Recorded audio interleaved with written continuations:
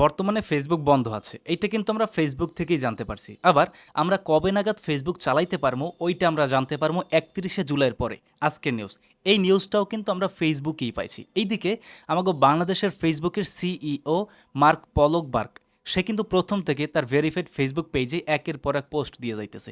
সে post দিতেছে যে বাংলাদেশে মোবাইল নেটওয়ার্ক বন্ধ আছে এবং ব্রডব্যান্ড মানে ওয়াইফাই সুবিধাও বন্ধ আছে, কিন্তু সে মোবাইল ডাটা দিয়ে হোক অথবা ব্রডব্যান্ড দিয়ে হোক সে কিন্তু ফেসবুকে ডাটা ব্যবহার করে পোস্ট দিয়ে যাইতেছে এবং সে বলতেছে ফেসবুক বর্তমানে বাংলাদেশে বন্ধ আছে, সেইটাও সে ফেসবুকে পোস্ট করতেছে এবং আমরা কিন্তু সেই তার পোস্ট ফেসবুক থেকেই কিন্তু দেখতে পারতেছি।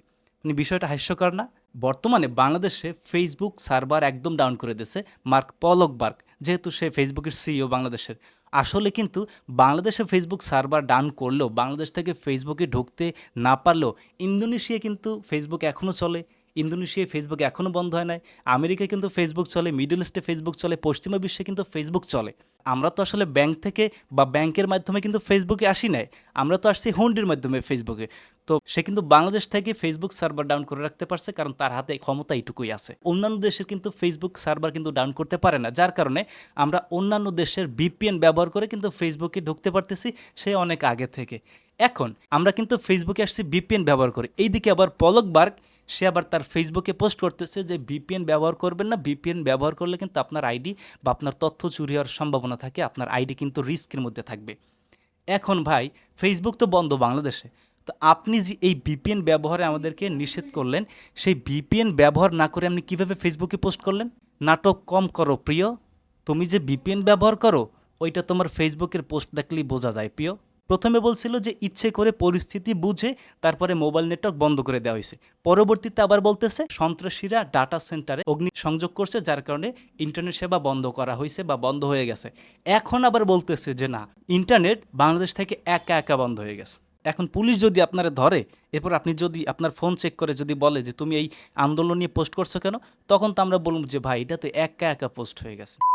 প্রথমে বলতেছেন পরিস্থিতি বুঝে নেটওয়ার্ক বন্ধ করা হয়েছে, তারপরে বলতেছেন অগ্নিসংযোগের কারণে নেটওয়ার্ক বন্ধ হয়ে গেছে, এখন বলতেছেন নেটওয়ার্ক একা একা বন্ধ হয়ে গেছে।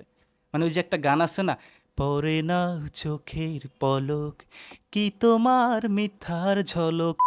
বাংলাদেশ ছাড়া বিশ্বের অন্যান্য দেশগুলোর ডাটা সেন্টার কিন্তু অনেক বিস্তৃত জায়গা নিয়ে গঠিত। এইদিকে আমাদের বাংলাদেশের ডাটা সেন্টার জাস্ট একটা বাক্সের মধ্যেই সীমাবদ্ধ, যেই বাক্সটায় আগুন ধরে গেলে সারা বাংলাদেশের নেটওয়ার্ক সুবিধা বিঘ্নিত ঘটে বা নেটওয়ার্ক সুবিধা একদমই হারায় ফেলে, যেইটা কিন্তু আমরা মার্ক পলকবার্গের ফেসবুক ওয়ালে পোস্ট করতে দেখছি। এই জন্যই বলি যে নাটক কম করো প্রিয়, কারণ কয়দিন আগে মহাখালীর খাজা টাওয়ারের ডাটা সেন্টার আগুন লাগছিল, যেখান থেকে সারা বাংলাদেশে মাত্র 20% ডাটা সাপ্লাই হয়।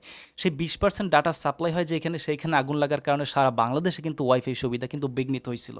তো এখন কিন্তু সেই মহাখালীর খাজা টাওয়ারে আগুন লাগে নাই, আগুন লাগছে মাত্র ছোট্ট একটা বাক্সের মধ্যে, এবং সেই একটা বাক্সে আগুন লাগার কারণে সারা বাংলাদেশে আজকে 10 থেকে 12 দিন পর্যন্ত নেটওয়ার্ক নাই, ওয়াইফাই নেই, কিচ্ছু নাই। আমার কথা হইতেছে বহির্বিশ্বের সাথে বাংলাদেশের যদি যুদ্ধ লাগে তাহলে তো সারা বাংলাদেশ থেকে নেটওয়ার্ক বন্ধ করে দিতে তাদের মাত্র কয়েক সেকেন্ড সময় লাগবে, জাস্ট ওরকম একটা বাক্সে আগুন ধরাই দেবে বা একটা বাক্সে মিসাইল মেরে দেবে, শেষ।